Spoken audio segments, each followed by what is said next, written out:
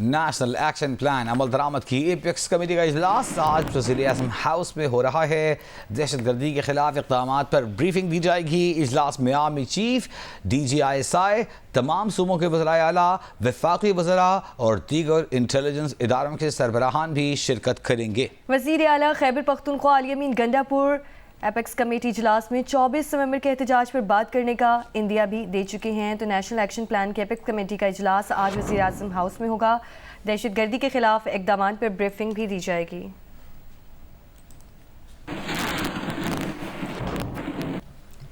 हुकूमत और PTI के दरमियान आला सतह का राब्ता, मुमकिन ब्रेक थ्रू की कोशिशें, मुज़ाकरात कामयाब हुए तो 24 नवंबर का एहतजाज मुलतवी हो सकता है। द न्यूज़ के एडिटर इन्वेस्टिगेशन अंसार अब्बासी की रिपोर्ट के मुताबिक किसी मुमकिन ब्रेक थ्रू के लिए हुकूमत की एक अहम शख्सियत और PTI के दरमियान हाई लेवल राब्ता हुआ है।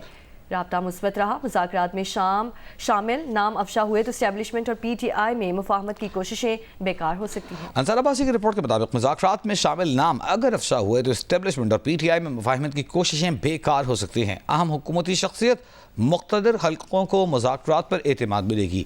PTI अपने मुतालबात पूरी करने की यकीन दहानियों के बदले 24 नवंबर के एहतजाजी मार्च की कॉल वापस ले सकती है। एपेक्स कमेटी का आज का इजलास इस बात का तयन करेगा कि दोनों फरीक बातचीत करेंगे या फिर कशीदगी जारी रहेगी।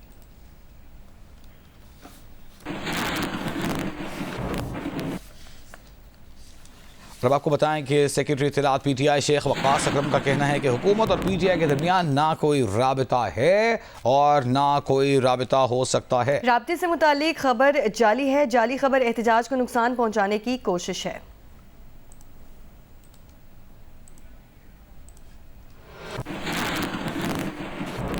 बानी PTI के अहलिया बुशरा बीबी की मुबैना ऑडियो सामने आई है जिसमें वो पेशावर में PTI रहनुमा से ये कह रही हैं कि एहतजाज के दिन हर MNA MPA मरकजी जुलूस में शामिल होने से पहले अपने इनफरादी जुलूस की वीडियो बनाएगा। कोयटा में कमसिन तालिब इल्म मुसव्विर खान की अदम बाजियाबी पर अंजुमन ताजरान की कॉल पर शहर में शटर डाउन हड़ताल की जा रही है। अंजुमन ताजरान सियासी जमातों और अहले खाना का मुतालिबा है कि बच्चे को फौरी बाजियाब किया जाए। मरकजी अंजुमन ताजरान की कॉल पर शहर में शटर डाउन हड़ताल के बायस दुकानें और मार्केटें बंद हैं जबकि कारोबारी सरगर्मियाँ भी मुअत्तल हैं। मुख्तलिफ सियासी जमातों ने भी कमसिन तालिब इल्म की अदम बाजियाबी पर हड़ताल की हिमायत का ऐलान किया है। 10 साला तालिब इल्म मुसव्विर खान को 5 रोज़ कबल पटेल बाग के इलाके से अगवा कर लिया गया था।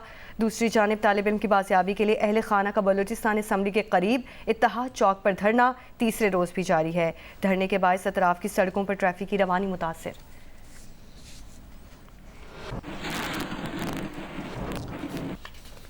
लाहौर में आज दूसरे रोज़ भी धूप निकली हुई है। ताहम माहौलियात की आलमी वेबसाइट के मुताबिक एयर क्वालिटी इंडेक्स गुज़िश्ता रोज़ की निस्बत बढ़कर 400 से तजावज़ कर गया। उम्मे फरवा मज़ीद बता रही हैं। लाहौर में 3 रोज़ से सूरज निकल रहा है जिससे मौसम जो है काफ़ी बेहतर हुआ हुआ है। स्मोक में वाज़िया कमी नज़र आ रही है। एयर क्वालिटी इंडेक्स जो है लाहौर का इस वक्त 404 के करीब है और इसके साथ साथ लाहौर जो है आज भी दुनिया के आलूदा तरीन शहरों में दूसरे नंबर पर है। इसी तरह पाकिस्तान के अगर शहरों की बात की जाए तो लाहौर नंबर 1 पर है। इसके अलावा लाहौर का इलाका गुलबर्ग है जहाँ पर 531 एयर क्वालिटी इंडेक्स रिकॉर्ड की गई है। महकमा मौसमियात के मुताबिक ना सिर्फ लाहौर बल्कि पंजाब के आइंदा आने वाले दिनों में मौसम जो है इसी तरह रहने का इम्कान है, लेकिन इसके साथ साथ बेशतर अजला में सुबह और शाम के औकात में स्मोक और धुंध दोनों ही रहेगी। महकमा मौसमियात ने यह भी पेशगोई की है कि लाहौर में आज जो दर्जा हरारत है मज़ीद कम होने का इम्कान है और कम से कम दर्जा हरारत जो है वो 12 तक जाएगा और जो कि अब तक का सबसे कम दर्जा हरारत होगा। इसके अलावा ज़्यादा से ज़्यादा 24 डिग्री सेंटीग्रेड तक दर्जा हरारत जा सकता है। और अभी आपको बताएं कि मुल्तान बहाउद्दीन ज़िक्रिया यूनिवर्सिटी की जानिब से मुल्तान में बढ़ती स्मॉग के पेश नज़र एंटी स्मॉग मुहिम का आगाज़ कर दिया गया है जिससे शहर में बढ़ती हुई आलूदगी का कंट्रोल किया जा सकेगा। सालिहा मलिक से जानेंगे मज़ीद।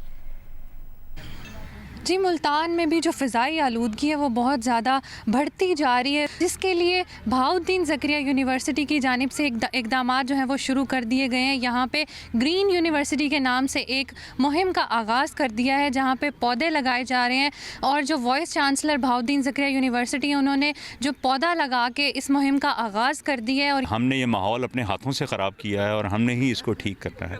उसके अलावा मैंने ट्री प्लांटेशन कैंपेन का आगाज़ किया है। ओन ए प्लांट। मैं जिस जिस डिपार्टमेंट में मैं विज़िट करता हूँ वहाँ पर ये लाजमी होता है मेरी एक्टिविटीज़ का हिस्सा कि हम एक दरख्त ज़रूर लगाएंगे और फिर दरख्त की फिर प्रोटेक्शन भी होगी।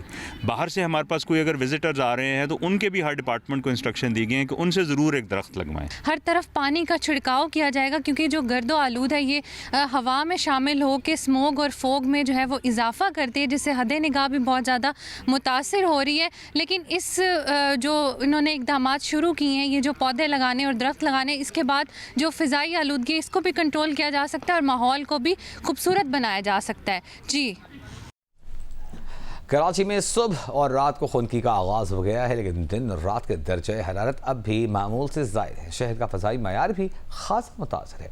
उनीबा ज़मीर शाह तफसीलात से आगाह कर रही हैं। कराची में मौसम अब तब्दील होना शुरू हो चुका है और वो बहुत ज़्यादा जो गर्मी महसूस की जा रही थी अब उसमें कमी आ चुकी है। रात में और सुबह सवेरे कराची में खुनकी का आगाज़ भी हो चुका है, लेकिन अब भी रात के और दिन के जो दर्जा हरारत निखट किए जा रहे हैं वो मामूल से ज़ायद हैं। इन दिनों कराची में रात के कम से कम दर्जा हरारत 19 से 21 डिग्री सेंटीग्रेड के दरमियान रह रहे हैं, जबकि दिन के दर्जा हरारत 32 से 34 डिग्री सेंटीग्रेड के दरमियान निखट किए जा रहे हैं। दिन के बेशतर हिस्से में मतला साफ रहता है और तेज़ धूप भी निकली रहती है। हवाओं के रुख तब्दील होने से मौसम तब्दील होता है, तो कराची में इन दिनों समुद्री हवाएं नहीं चल रही।